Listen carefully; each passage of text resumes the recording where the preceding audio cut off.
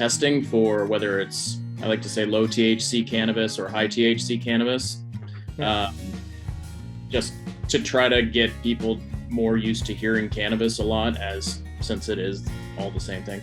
But the tests are the same. I mean, the running it, the different types of samples, they're all... Let's talk about the power of hemp, from the farm field to finished goods. Learn all about it at the 2022 Midwest iHemp Expo, May 20th through 21st at the Lansing Center. Visit MidwestIHempExpo.com. See you there. Go live. Hold on. I see video. I think we might have it, gentlemen. I don't know what difference is. Oh, you gotta hold your tongue right. Yay! Oh, man.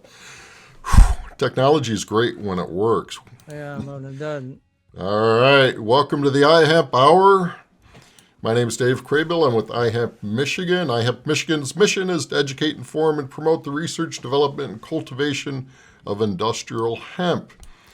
Blaine is off in some kind of food certification training. He's getting smarter. I'm joined here with our co-host Mike Brennan, and we have a special guest, Josh Smith. Welcome, gentlemen. Hello. Thank you. So let's start out with Josh. Josh is the lab director at ABKO Labs, and he has more than 15 years of experience in pharmaceutical, R&D, and highly regulated clinical fields. He has been running hemp, CBD, and cannabis labs since 2018. Josh also sits on the method development committees of the ASTM and AOAC acronym. What are those jobs? Let's start there. What's ASTM? Originally, it was, I believe, American Standards, something in measurements, but it's become an international body. So AOAC and ASTM are basically two international communities that help write certified methods for every industry under the sun.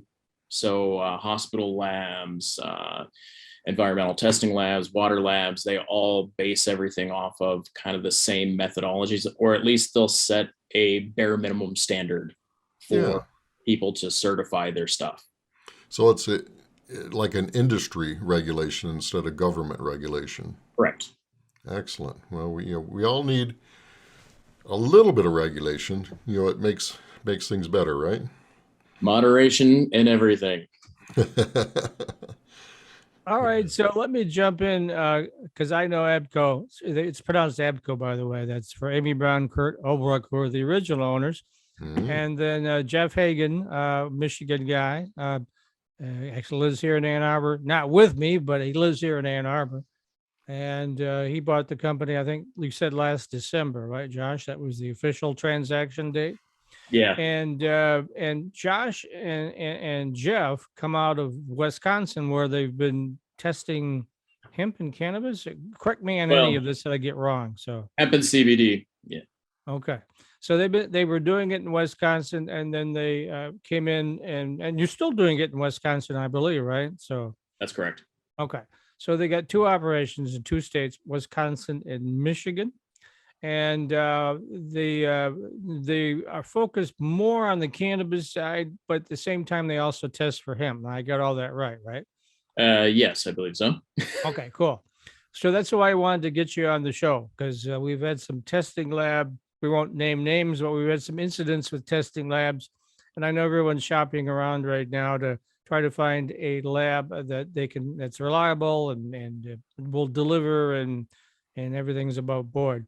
And so I have known Amy and Kurt and now Jeff and Josh for several years. And so I have never had anything tested with them because I don't grow hemp or cannabis or CBD or anything. But as a reputable organization, I can vouch for them. So I would recommend you at least check them out.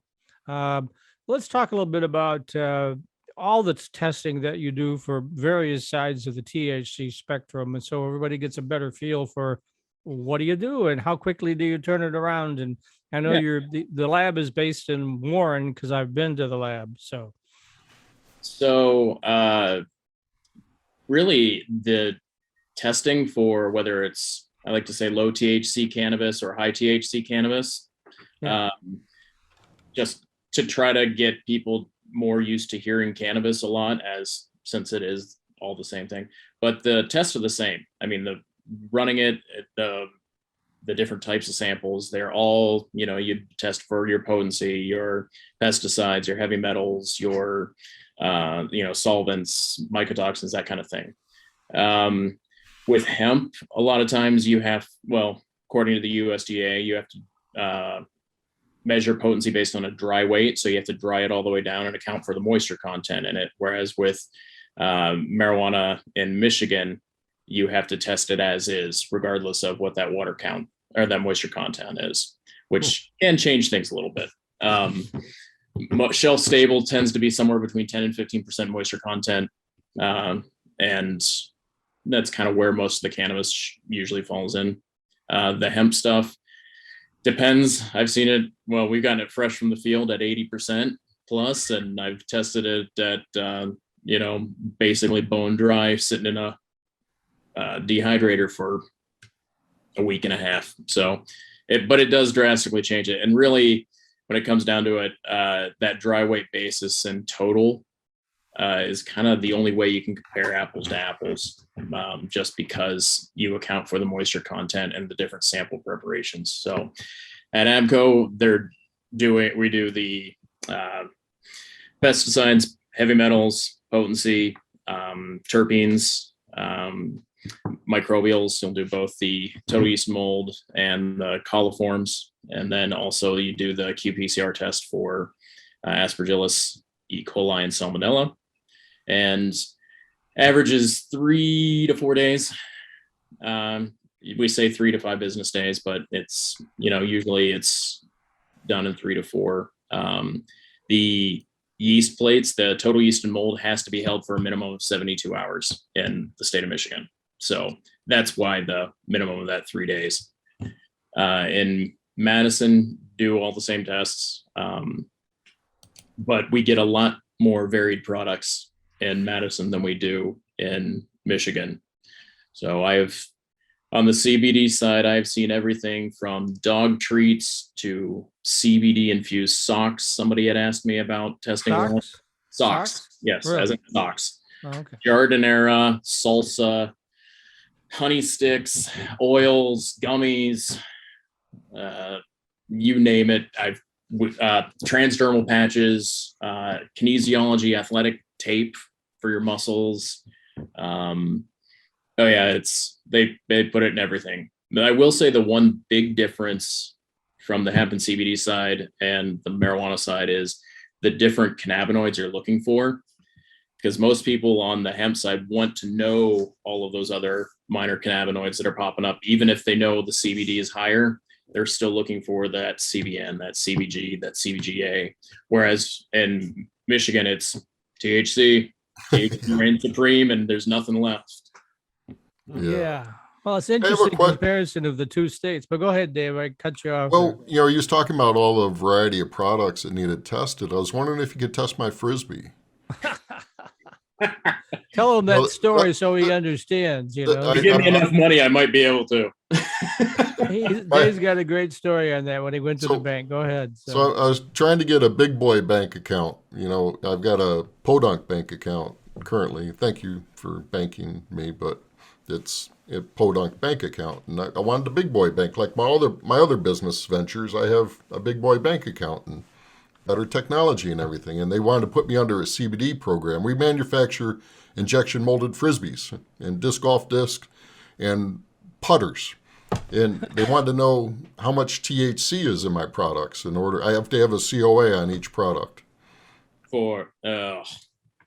Yeah. So who's going to smoke a Frisbee or eat a golf putter, right? So now if you turn the Frisbee upside down, there could be a lot of good point. That could be a plate then, right? So which is funny because if you're doing the fiber, you will never test positive you'll never fail for THC. The fiber ones, you're not even gonna, the grain, you're never gonna see. I think Well, the that's highest not I've exactly seen true. was- We had a fiber crop fail last year. oh, really? Yeah, you That's have to be careful. It's the right, genetics are important because cannabis is cannabis, right? And nothing stable like it is with corn. yeah, so Yeah, just be right. careful of your source. That's true. I guess I haven't seen. It's been a long time since I've seen a fiber that failed. Like Well, we don't have much fiber grown yet. We need a lot more fiber. It's coming, but we I need actually the think that's where equipment. the money's going to be made. Personally, Yeah. when you get down to it, that's all of the CBD and the marijuana, the cannabis. I mean, that's a big industry, but just the sheer variety of things that can be made from fiber, Hmm. that's going to be the money. Yeah. Yep, Well, for and sure. it's really an educational process. I mean, my company covers primarily the cannabis side of the world. Everybody knows that. We're Michigan Marijuana Report. We're 420 Post. But certainly I've been on this show for 2 years. I'm no hemp expert, but I got a pretty good feel for what's happening. And I see this all the time. It's just an educational. They think that, particularly in the hemp space, the banks, even though it's legal, it's since the 2008 Farm Act, it's perfectly legal in all 50 states. The big banks just are really not comfortable with dealing with it. And so you got all these smaller cannabis banks that are springing up. But I'll give you a story. My business partner and I, Dan Keelan, wanted to set up an account because we were like using our own businesses to bring money in, and then we would transfer it back and forth, partnership and all that. We thought, well, this is getting really kind of weird. Why don't we set up our own account? So we went to Comerica, and we're called the 420 Media Group or something. I forget what Dan came up with, but we're, registered with the state and all that. But when they saw 420 in our name, God, they put us to the ringer. And I go, look, we don't touch the plant. We're a news service. I mean, I don't even see the plant, And after about a month of going through vice presidents and whatnot, we finally got the account open, and it just opened like a couple of weeks ago. And so it's just the educational thing is really critical right now, I think. Well, even for a lab, it took me 6 to 8 months to get a credit card processor, even though it was completely legal. And even with having that note press release in 2018 from the Federal Reserve saying, yes, this is legal, you have to treat it like every other business and everything else, I still had the hardest of time getting any banking, credit card processing, loans, SBA loans, anything like that are still damn near impossible, even if you are in the hemp side. Now, I know from the farmer side, there's some actually, depending on your state, there's some decent programs. I don't know if it's federal, but like in Wisconsin, they did have where you could they would give you money for hoop houses for. I did see that. Yeah, that was a USDA program, I think. Yep. So, but yeah, I feel you. We walked through it too. The first thing I learned, was always name your company something really completely benign with nothing to do with hemp or cannabis. Get your bank account, get everything set up, and then do a DBA. Yeah. On the other hand, though, there have been a lot of instances where banks have found out what the real nature of the client is and have kicked you out of the bank. They even do it even if you're upfront with them. We had there's a couple of banks in Wisconsin that were hemp friendly to start with, and then out of nowhere, with no warning, they basically told people and farmers that nope, can't do it. So there's usually a list at your state ag department or your state can't, like if there's a facility that oversees cannabis in any form, whether it's hemp or whether it's actual marijuana, most of those departments have a list of banks that are willing to work with you, but they keep it very secret. Like Illinois, they have a list of like 10 or 15 banks that you can actually do business with, but they will not advertise it. Yeah, we've got about 20 in Michigan, I think. I'm sorry, Dave, I cut you off. That's okay. I was on a young man interviewed me on a business podcast earlier this week, and I made the comment, I told him the banking story, and I told him, yeah, and there's no, if you find a bank, there's no free toaster, and they charge you $250 a month. He didn't get the toaster comment at all. Free toast, because remember the day? Mike, you would remember. Yeah, I'm I got older, one. so Josh is just a whippersnapper, So, Oh, I got one. You used to get a prize for opening up an account, and now it's like, no, you're getting fees and hassles. Well, I will tell you this, even for a lab, if the federal government wants to do anything, it has to open up banking and allow for small business lending, because right now it's predatory for anybody in this space. Just as an example, this was a legitimate offer, like a completely legitimate offer from a financing company. It was for 1.2 mil in equipment. They wanted 50% down right away. Then the financing was on not just what was left of the principal. They wanted the financing on the entire thing. It was an 18-month lease at 26% interest. And then the next year was 18%, and then a $1 buyout after that. Wow, that's pretty heavy. With a straight face, he gave me that. That's insane. And of course, you walked away from that deal, right? I told him some colorful things and said, "You're not serious." Yeah, it's pretty crazy out there. Now, the other question I have, speaking of crazy, it's not really crazy, but it is going to be, I think, in the next week or so, the marijuana regulatory agency is becoming the cannabis regulatory agency, and then the human consumption side of hemp, whether you're smoking it as a flower or you're eating it as a CBD or anything else stuff, falls under the purview of Andrew Brisboe. Now, have you guys gotten any instructions on how to deal with that yet, or what? Originally, from what nothing new yet. Basically, if you want to test hemp samples, they have to be completely separate from marijuana samples. They also have to be run in separate batches. So everything you do has to be run with standard curves and batches and all that.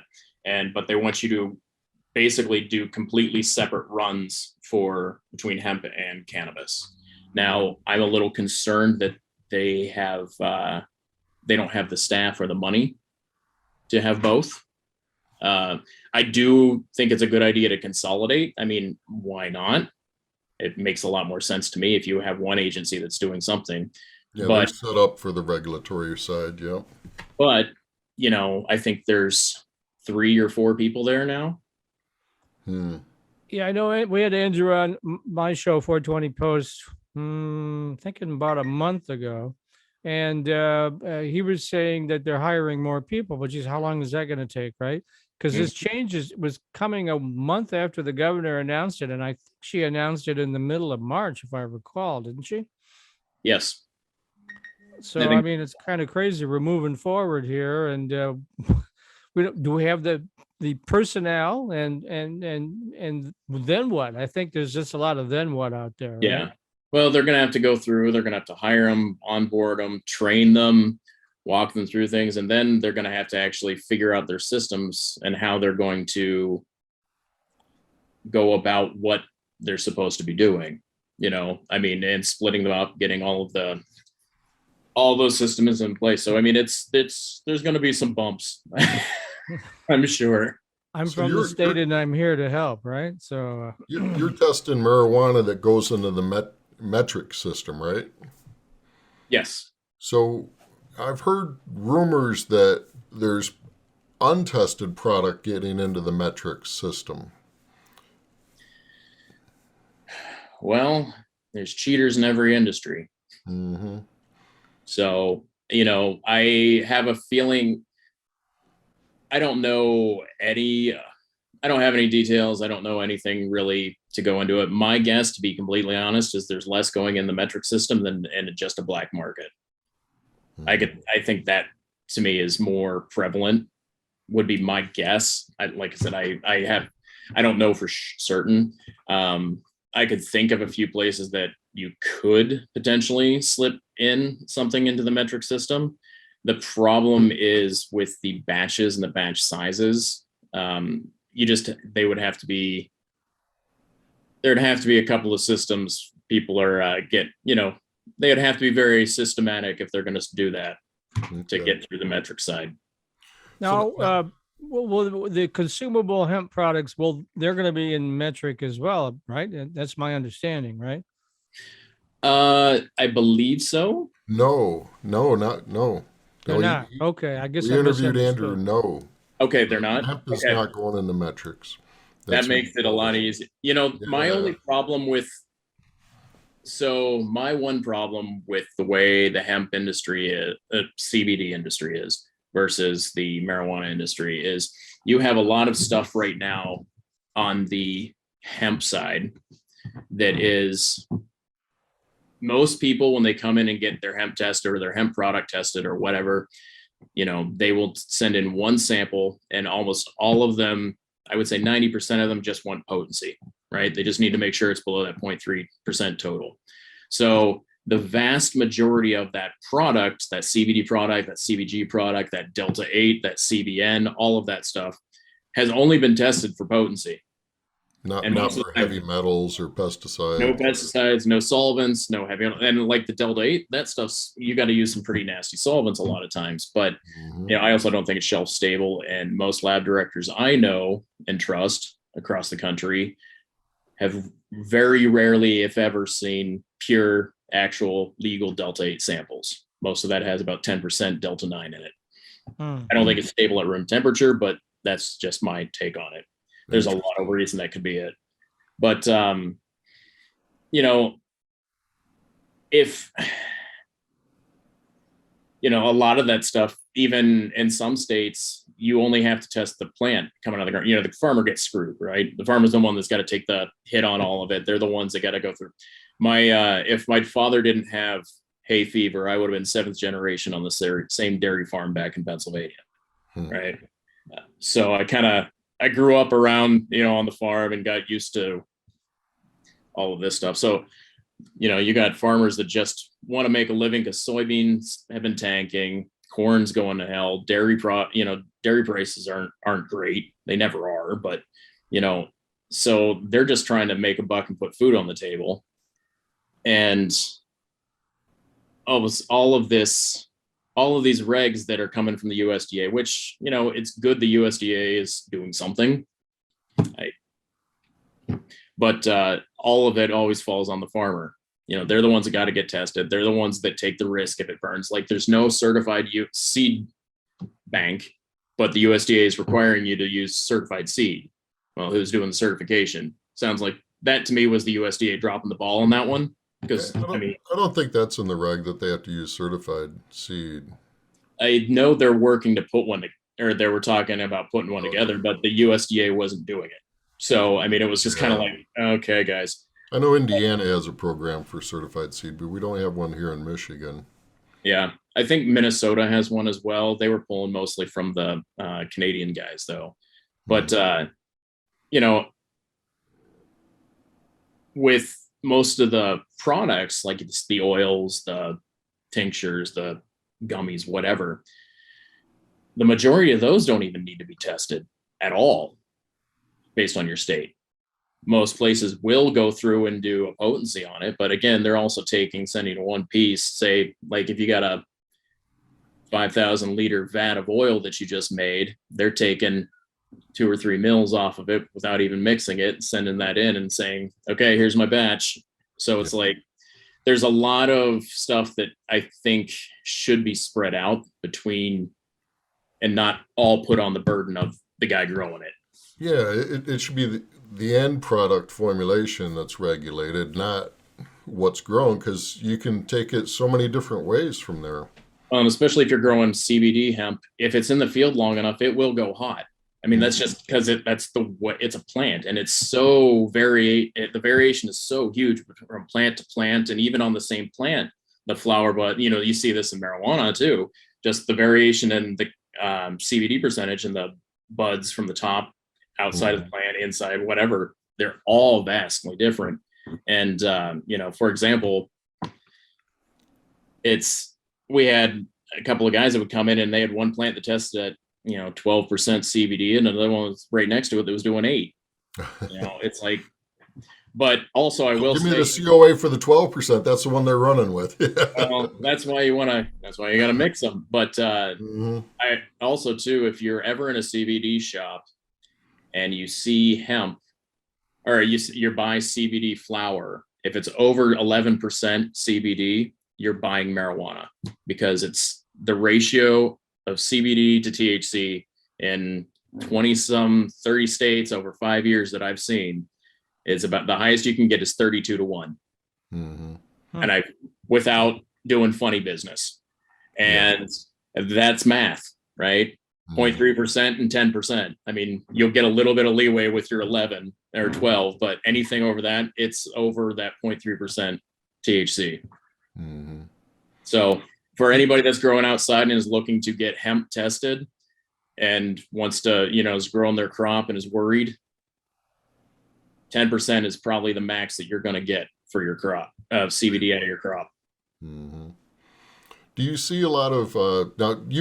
A private individual can come and have their product tested, right? Their flower, or if they're growing at home or making their own tinctures. Do you see a lot of that? Occasionally. I've occasionally also seen people that will go in and spot check some stuff that they're buying. Okay. Or like, if you've got somebody is opening a CBD shop, they'll want to check suppliers before they buy inventory. Okay. You want to make sure the guy's not cheating. Anywhere between 30 and 60%, depending on the study you read, anywhere between 30 and 60% of the CBD oil you see on the shelf is vegetable oil. There's nothing in it. Really? Yep. Wow. It depends on your location and kind of where you're at and how shady it is, but there's a lot of just fake stuff. Yeah.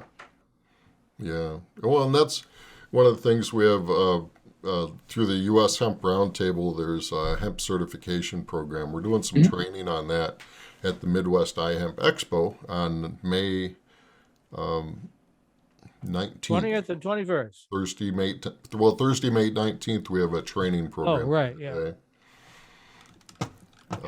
We have a question from Blaine Bechtold, who's at training. Blaine must be on his lunch break. Yeah, I've heard of Blaine, but go ahead. Yeah.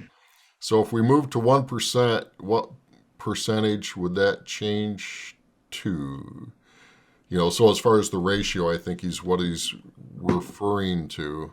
You would max 1% would cover anything you'd want to do. That would max everything out, right? Because if you're saying, well, I'm going to do some quick math on a calculator here. So if you're doing 10%, but you're basically adding 70%, you're probably looking at somewhere between 17 and 20 ballpark. I would think. Mm-hmm. Yeah, that's about right. There were some arguments. Annie Rouse had an argument against the 1% because of packaging, and when you get down to regulations based on the per dosage, I'm not going to be able to, share her argument, but she had an argument against the 1%. That if you have flour that's at high, that high, then trying to make something out of it packageable to the consumer is going to be harder. I don't think so. I mean, really, the 1%, personally, if I were setting up the regulations, I would not use 1%. I would go by ratios. I would say anything that is 10-1, some other cannabinoid to THC. So whether it's CBG or CBD or all of those things, 10 or 15-1 and higher is low THC hemp. Say anything from that 10 or 5 to 5 to 10, it would be kind of like you could do, say, a medical or whatever, or, even just take that or a mix or a blend or a hybrid, and then 10-1 and above for THC would be your medical or your recreational or whatever. So but that's not going to happen because that takes math and that's complicated. But I think if you're going to make 1% covers anybody, any farmer that is legitimately growing for, if you're growing for CBD or CBG, you should easily be able to stay under 1%. That's should not be a problem. You know, I mean, if you're packaging flour to sell, you're going to get, well, you know, that 17, you might even get up to the 25%, kind of depending on how good your microclimates are and all that stuff, you know. Well, that'd be amazing. Well, great. But, you know, I mean, I can see why people might be against it, but at the same time, you have people right now that are just, you know, they're making gummies. Actually, it's national companies now. I know the owner of it out in New Jersey is one of them. But as soon as I saw the USDA guidelines, I'd been waiting for this loophole to get used, and it was they just make the weight of the gummy bigger. So they have 10 milligram THC gummies that are 100% legal in the United States federally because they're below 0.3% total THC. Yeah, just because of the volume of it. They just make, because it's percent by weight. So now you can buy those online and ship them directly to your house. And they're, you know, I think there's a few of them doing it now, but Jersey's the big one that I know that does gummies. 10 milligrams of THC? Yep. Wow. And it's CBD considered CBD? Because it's below 0.3% by weight. Wow. Federally legal. Yeah. Does it come with a warning label? Yes, it does. It says right, and it does not shy away from what it's going for. It says right on the front, 10 milligrams Delta 9 THC. Wow. That's crazy. So, I mean, I don't think it's going to be a problem because there's going to be plenty of people doing that already. Do you see that in Michigan? Have you seen that in Michigan? I haven't had anybody come in and drop stuff off to be tested for that, but I have seen it in a few stores. But most of them aren't the dispensaries, because if you go into a dispensary, you got to have all the other tests. Mm-hmm. The one in Jersey that I'm thinking about, they're rigorous with their testing because, in the words of their CEO, if I'm flaunting the line like this, I need to make sure my ducks are in a row. Yeah. So, but they're not the only ones. I've seen a handful of companies, and I think, you know, I probably think of about 10 now that are starting to do that. So if someone wanted to bring, you know, let's say, you know, because in Michigan we can grow 12 plants at home, right? Wanted to bring their flower in, and, you know, I don't know if they didn't use pesticides, would they need to test for pesticides? And if so, what would that cost? I would say for pesticides, if you're not using them and you're indoors, you should be fine. Well, they're probably growing outside because it's more. But if you're growing outside and you're anywhere near a farm and they're using pesticides, you can get spray over. Okay. You know, same thing. So yeah, you can. I would say. And then heavy metals, you'd want to because you don't know what's in your ground, right? Well, so heavy metal. So all of these tests, and I tell this to all the marijuana people too, is that each of these tests tells you more than just you've got that in it, right? You know, pesticides, if you're buying cheap rolling papers, pesticides are known contaminants of paper in other industries. Like, it's a common thing. So depending on where you're buying your rolling paper or the bleaching agents they use or things like that, it can pop up. I think they picked up pesticides on plastics, you know, plastic bags and things like that. But, you know, I would say if you're picking up pesticides, that means you're close to a farm that's doing spray over, or there was some in here. I mean, cannabis is a phenomenal soil remediator. If it is in that soil, it will pick it up and it will find it. I was kicking around an idea if there was a way to use some hemp plants as a way to test for organic compliance in a field, because you'll know if they've used it within 5 years. Does it show up in the flower? I heard it just is mostly in the stems and stalk. It's all throughout the plant. Does it? And then like heavy metals, yeah, it could be in your soil. But each most of the metals are localized into different things. So if you're picking up lead and mercury, that's good chance that's going to be in your water. So if you're running water filtration, your filters might be crapping out. Or if you just put in new piping, or somebody kicked up a well somewhere and knocked some mercury or some, that old cast iron solder from the lead on that will kick that out. Could be you also have some contamination in your soil. Arsenic, you can actually pick up if you got rat traps too close to your plants. Oh, Won't fail, but it can detect it. Also too, if you're growing, it's not so much on the hemp side, on the marijuana side, if you're growing in rock wool, that's made from a lot of times volcanic rock, which has arsenic and nickel and all these things in it. So if you're using rock wool, track your lots and track your lots on everything. But so you can that helps diagnose things. So if all of a sudden you've got metals in your crop that you never had before, but you got a new lot of, say, rock wool, or somebody just changed the filters, or somebody in the same building was not changing the pipes around, that's probably where it came from.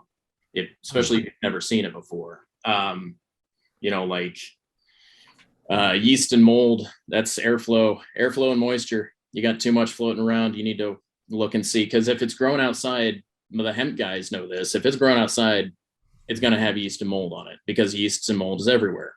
The spores are everywhere. Doesn't mean it's infecting the plant, it just means it's there. So now, are you still doing the Petri dish model where you just set it out on the desk to see if something grows? For the yeast and mold? Yeah. So that's why that's 72 hours. That's an MRA requirement. You have to do it by plating. There's also another version, but you have to culture it in order to get your yeast and mold and your coliform. And by coliform, they do mean fecal coliforms. That's the stuff you test your water for, the beaches when they close, that kind of thing. What kind of environment do you do that testing in? Because it seems like something could come from the environment when you're doing sterile that. hoods. Right? Sterile hoods. That's why. So my graduate degree is clinical microbiology, and that's kind of my sweet spot, my area that I prefer. But so you got a fresh glove, clean gloves, sterile gloves, lab coat, wipe down the benches, clean everything off that touches anything, go into a biosafety hood. So you've got filtration and airflow, so you can't, it's not escaping, and it's also not coming in. And then do all your stuff in there, add it to the plates in there, put lids on them, and then throw them in incubators. Coliforms is basically you're watching for if anybody's not washing their hands, or if you got dirt around. That's your E. coli's, your salmonellas, all of that kind of stuff. Gram negatives is what they usually, a subset of them. But that's 24 hours usually, roughly. And then the yeast and mold just takes 3 days, just because they grow slower. Okay. Interesting. Now, I have some friends that are doing 12 plants in their residential backyard in suburbia. Clearly, that's not near a farm or anything like that. And these are old suburbs in the West Michigan area where it's been housing for 100 years or something. What should they be worried about? Are your neighbors treating their lawns? Yeah, good point. I don't know. I'd have to ask these folks if if what green chem is coming in or something like that, right? That would be an issue. That could be. I mean, are you going to get a lot of spray over? Probably not. But if that could be a potential. But typically in that kind of an environment, would you expect heavy metals or anything like that, or not? In the Detroit area? Well, in West Michigan and Detroit, yes, of course. I'm thinking of those nice Dutch people on the other side of the state. Everything's real clean over there, right? So, I would say it really depends on what kind of industry has been around your area, or what's been around your area for a while. If your soil tends to be clean and you don't have a lot of industrial factories or there weren't things there, you probably okay. But it really depends on what's in the ground. Of course, who knows, right? So even like Dave said, even for the backyard grower where you can legally grow 12 plants, would you recommend that they get those tested before they try to consume said plants? In reality, if it's for yourself, I'd probably get yelled at for saying this, but I don't think you actually really need to. It's for yourself, right? You're growing this as part of your hobby. It's like, do you go out and get all of your tomatoes tested for pesticides? I mean, if you're putting 7 down, you got pesticides on your plants and it's in your yard. So, there's a chance you could be picking those up in your marijuana plants. But, if you're really worried about it and you're, say, an immunocompromised person, I could see you going through, if you've been on chemo and all that. But if you're just doing it for recreational, it's just for yourself, I don't really see a need to, unless you're curious on what kind of potency you're getting out of those plants. Oh, yeah, you want to know. So what's the cost for some testing? So the list price for flower for a full panel is $470. That gets you pesticides, about heavy metals, potency, and all the microbials, plus water activity and foreign matter inspection. But if you're just looking for potency, that's right around $50. Mm-hmm. And then everything else kind of piecemeals from there. I mean, usually we cut deals for people on things on either large amounts or if they're just looking for 1 or 2 tests. It really depends.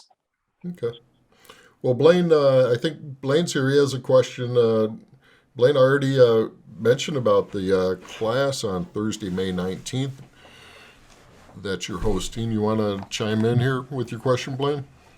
Yeah, thanks. I'm glad that I've joined for a little bit today. I'm actually doing my other jobs today, so learning how to get trained up on that. So, but my question is, I'm doing some stuff in the marijuana space right now with guys that are doing plants, and MRAs requiring them to be Hemp certified and or good agricultural collecting practices certified.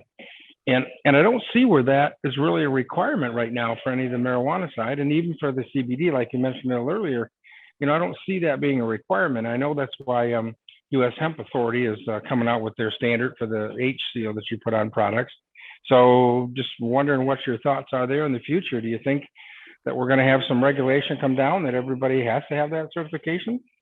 I think it's my take on it after dealing with the FDA and a pharmaceutical company. Eventually, once it becomes so with the hemp and CBD side, the USDA doesn't want to deal with any of that just because it's the USDA, right? If it's in the field, that's their thing. If you convert it into a product and put it in or on somebody, that's the purview of the FDA, hands down. So the way my take, but no one wants to touch it until marijuana is legal, or at least decriminalized or whatever. It's the hot potato that the FDA doesn't want to touch, and even the USDA had to kind of be dragged kicking and screaming into doing this. So my suggestion that I've been giving since we started, knowing that federal legalization is coming down the road, if you are a processor or you make a CBD product or you make a CBD gummy or anything like that, start looking up and getting your food grade kitchen or GMP certified. You just get yourself going there because eventually they are going to require it. I suspect, don't know it. I don't have anything to confirm this. I suspect that eventually it'll be like a nutraceutical, but you'll have to be doing the full batch testing, full lot testing. You're going to need expiration dates on all your consumer packaged goods, just like every other industry in every other place out there. Now they might just do a general, like with bakery bread, it's good for a week and it's done. They might have a standard regular one, but if you have to start getting into stability testing, that's anywhere from 10 to, well, at least in pharma, that's 10 to 20 grand a SKU. Ouch. Or you know, So right now, I haven't seen anybody put any expiration dates on CBD products. Is there an expiration date of how long that stuff's good no, for? which is part of the problem is you have CBD that has no CBD in it. But then if you look at these bottles, so cannabinoids are light sensitive.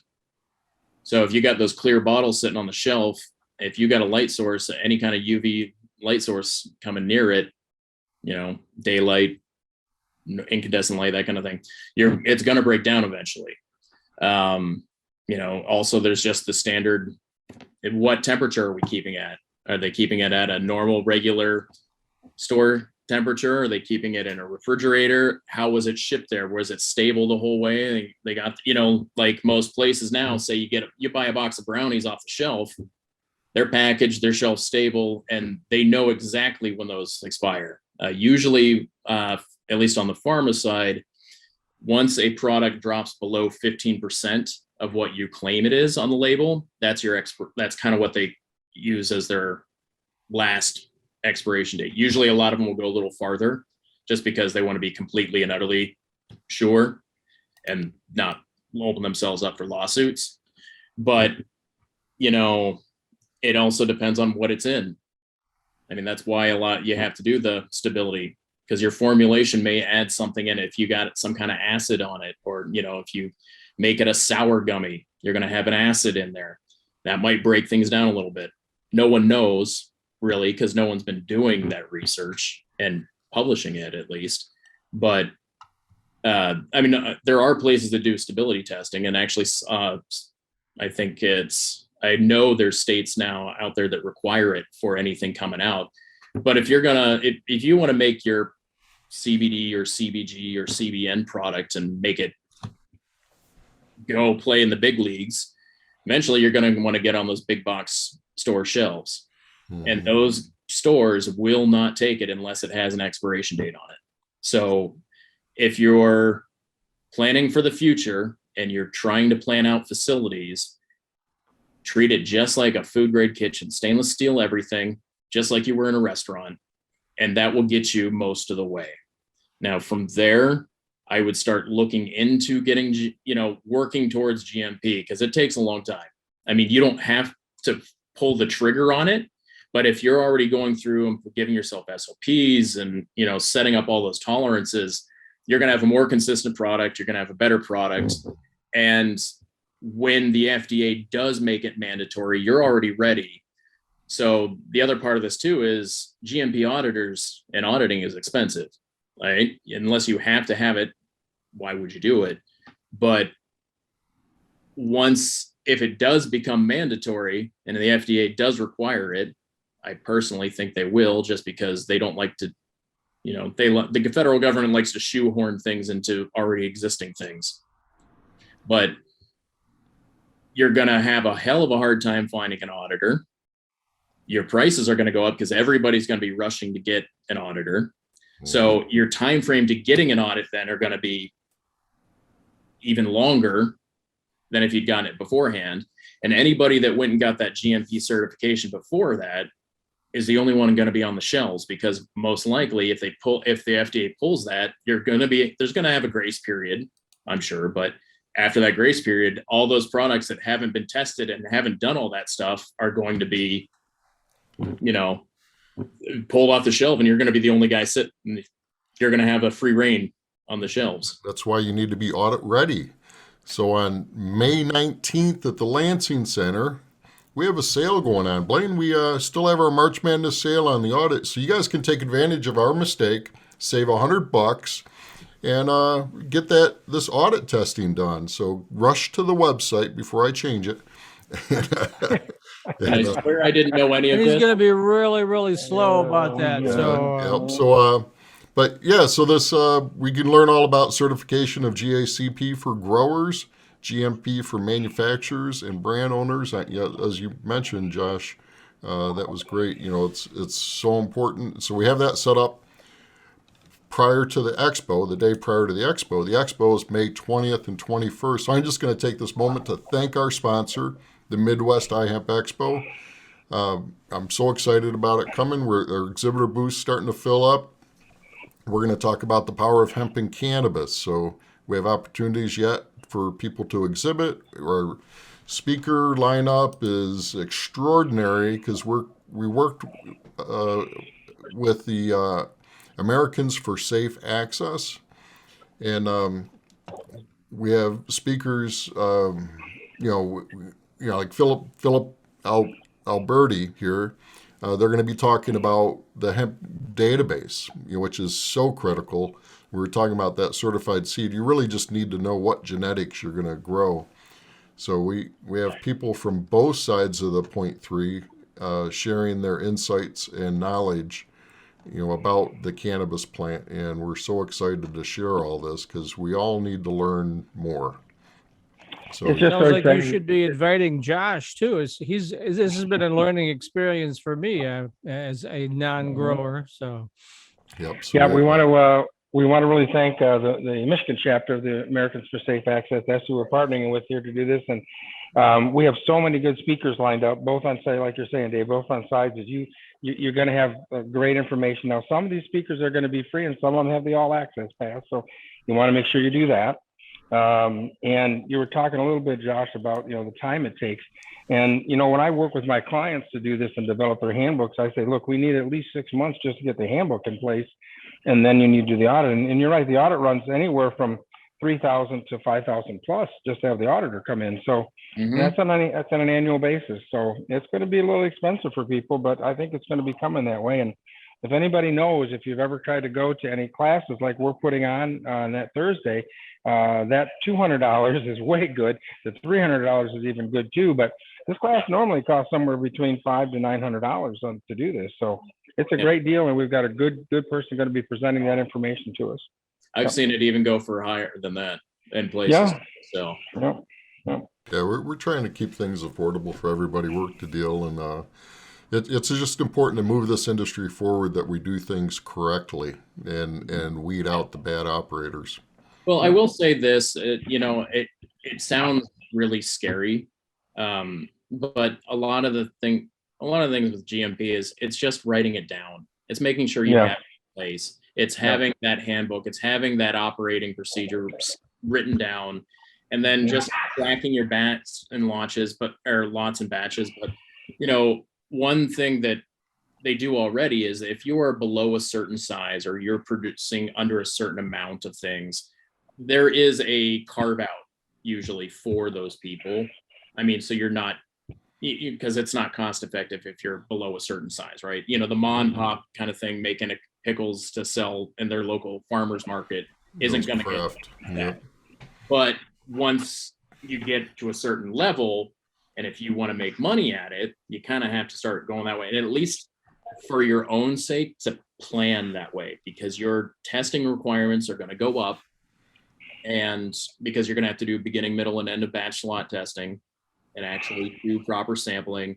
But, to get yourself in that direction, I really do tell people, just treat it like you're starting up a restaurant kitchen. That will get you in the right mindset, because you'll be getting stainless steel everything, your tables and stuff to clean out, because plastic is the devil when you're looking for bacterial contamination and that kind of thing. got some questions on the side there. No, I didn't. No, that was Blaine chatting. Oh, was that Blaine? Yep, Okay. Yep, we're good. Yeah, so that's why I wanted to bring him in. So we're getting close to the end of the hour. And Blaine's not here. So, you know what? As a matter of fact, I don't have. Hold on, let me stop sharing. I got to find. I had the recipe up a second ago. Well, it's an awesome recipe this week. It's one that we found in a magazine, and it's Brussels sprouts. And if you like Brussels sprouts, I like them, but not usually raw. I like them cooked, and these ones are really great. Dave, if you got it there, you can talk about it. Becky emailed it to me. It looks like it's not on the site yet, but I have. Well, before we let Josh go, perhaps we should ask Josh how folks can reach out to him and ABKO Labs. How about that? Oh, absolutely. Yeah, Josh. Oh, well, so if you want to get a hold of me personally, it's just jsmith@abkolabs.com. info@abkolabs.com if you kind of want to get general information. And my phone number here is 608-214-4135. If you have any questions about any kind of testing or sampling, I was actually on the ASTM's method creation for hemp sampling in the field and making sure you do that properly. So, I mean, and I've been doing it enough now, I've probably heard your question already. So if I don't know, I'll find an answer for you. And then abkolabs.com would That's be the correct. website. Okay. All right. Well, here's our recipe of the week: is maple bacon roasted Brussels sprouts. Done that? I think it's about lunchtime. These maple bacon roasted Brussels sprouts are the ultimate side dish. So we grab some Brussels sprouts, and you need bacon. I mean, you must have bacon, right? And some maple syrup, some salted butter, hemp seed oil. We need to edit this. This should be hemp seed oil and Absolutely. sea salt. Mm-hmm. So you just heat your oven to 400. Place the halved Brussels sprouts You in did a it. medium mixing bowl. And in a separate bowl, you combine all those yummy ingredients, and then you drizzle them over the sprouts and toss them, spread them out on a baking sheet, and roast them for 15 to 20 minutes. That sounds good. I've been to some restaurants where they've made some really good. Never was a fan of Brussels sprouts until I had them cooked like this, glazed with bacon. They're really good. They're pretty bland when they're just fresh out of the field. Yeah, And then, of that's course, the way what you my always mom want used to to serve do, them. But yeah, what you always want to do is throw a few hemp hearts on there, just to add a little color to it as well. So. Yeah, a little hemp heart. Yeah. Yeah, that adds protein, more protein. It You have does, bacon more protein. and hemp heart. That's a healthy meal right there. And then you throw the maple syrup in there. Whoa, I mean, how can you go wrong, right? The meal in itself. So Hey, I we got to need get back to training, guys. So thanks all a right. lot. Josh, thanks. I'll talk to you later. Thank you. Thanks, Blaine. All right. So one more time, Josh, just because you were talking fast there, give that contact information, including your phone number, but slow it down a little bit. So info@abkolabs.com. That's labs with an S. And then my personal email address is jsmith, so JSMITH @abkolabs.com. And my phone number is 608-214-4135. okay. All right. Well, we really appreciate you joining us, Josh. And I think we did visit at the Mardi Gras event. Right, we did, didn't we? When you started talking about the Pennsylvania farm, it's like, oh, yeah, I remember having that conversation. Yeah. So, thanks for joining us, and we hope to see you at the 2022 Midwest iHemp Expo. Sounds good. Thanks for I having have me. your email address. I'm going to email you some information about it. Absolutely. Absolutely. Yeah, it'd be a great event for you to showcase that, because you're going to have both the cannabis and hemp crowd there. So. Yeah. Mhm. Yes, No. sir. Yeah, send me the information. All right. Alrighty You guys then. make it a great day. Peace and love. Thanks again. All right. Talk to you later.